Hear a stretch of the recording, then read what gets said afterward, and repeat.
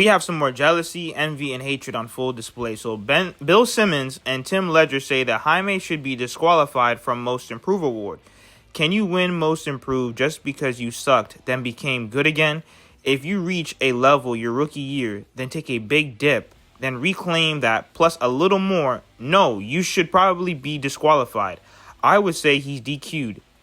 This is the guy we thought he'd be last year. Sorry, Jaime. But it's crazy because they've given it to former lottery picks.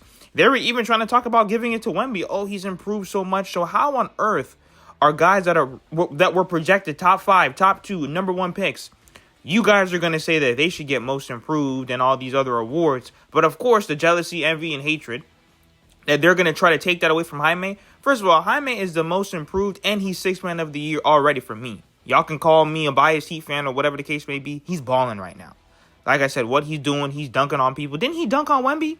I may be wrong, but he's been doing everything under the sun. He's improved his game. He's getting to the basket. He's been shooting a little bit more. Obviously, that has to improve, but he's been phenomenal for the Miami Heat, and the Miami Heat would not be where they're at if it wasn't for him. Right. Jaime Jaquez has really bounced back from like last year when I was kind of like, man, because I liked him so much when he first came into the league.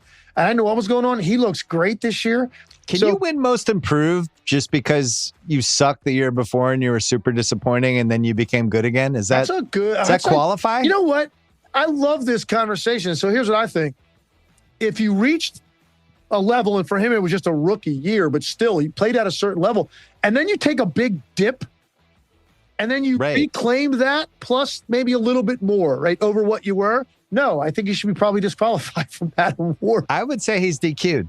Yeah. This is the guy we thought he was going to be last year, and he was super disappointing. So, yeah, you don't qualify. Sorry, Jaime Jaquez. Now, don't get me started on these AD rumors to the Miami Heat. I don't understand why people in my comments want AD. He's made out of glass. Go look on the Mavericks Instagram page, and they have a picture of him, and he has a belly. He is out of shape and overweight from eating burgers and shakes. Nobody wants AD.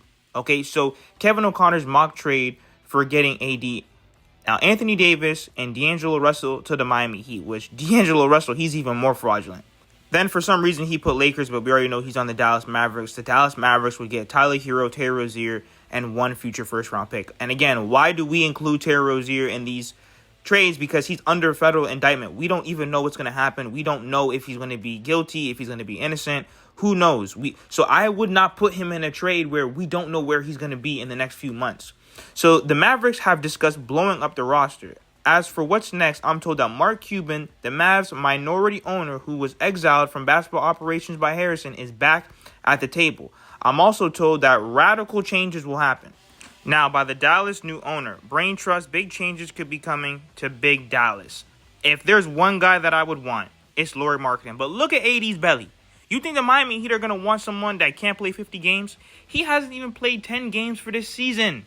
Why on earth are we going to go after a guy that needs goggles for the rest of his career? If I want one guy, if we're going to go after one person, it's Lauri Markkanen. Right now, he's balling. It just sucks that Danny Ainge is a thief, and Danny Ainge is going to want 20 picks. That's the unfortunate part. Danny Ainge is going to want 20 picks for Lauri Markkanen after he's already held him hostage, wasting his career. But I'm sorry, guys. I do not want Anthony Davis on the Miami Heat. I am not trading Tyler Hero. People were trying to say that, Tyler and AD, they have the same, injury history. Absolutely not. Okay? AD is the definition of soft. Especially when he was with the Lakers, he's falling down every single game. You don't even know if he's going to come back or not. Plus, he's gained weight and he's older. You guys have got to be kidding me. Now, don't get me wrong. That Lauri Markkanen contract is pretty hefty. But he's balling right now. And if you trade Ware, and I don't know how else are you going to make the money work, you're probably going to have to trade Tyler. I don't know if I'm a fan of that. But Lauri and Bam would be phenomenal. And I think Lauri and Bam would be nice. There are people in my comments talking about AD's great defense. Yeah, in 2016 was the last time he played, 61 games? Why on earth are we going to get a guy who's only played about, 5 games this season? And he only played 9 games last season when he got traded. I'm sorry, it's too unreliable. We have way too many basketball games left in this season.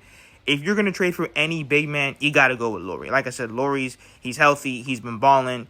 That's the type of guy that I would want, and you can keep him for the future. However, I still want to see what does this team look like with everybody healthy. Once this team is healthy, once Ware and Jovic get a few more games under their belt, then we'll be able to dictate the trades or the changes that we need to make. But I like this team right now for how it is.